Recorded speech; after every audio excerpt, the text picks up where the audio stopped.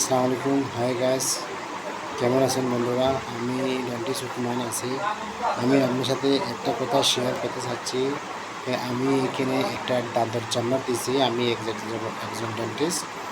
আমি চেম্বার দিয়েছি এখানে চিটাগাং, বাংলাদেশ। আমার গ্রাম আছে শিবতলি, এখানে আমি ডেন্টাল চেম্বার দিয়েছি।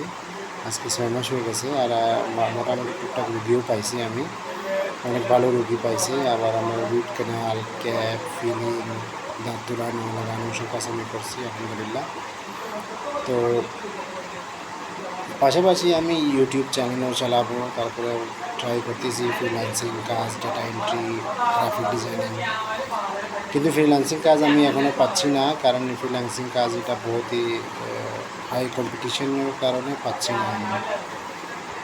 যাক, এখন আমি এখানে আছি চেম্বারে। এখন আমি মাঝে মাঝে ঘরের মধ্যেও কাজ করি, যেরকম মাটির কাজ, পাতার কাজ, ঘাস কাটানো, এই কাজ মাঝে মাঝে আমি নিজে নিজে করি।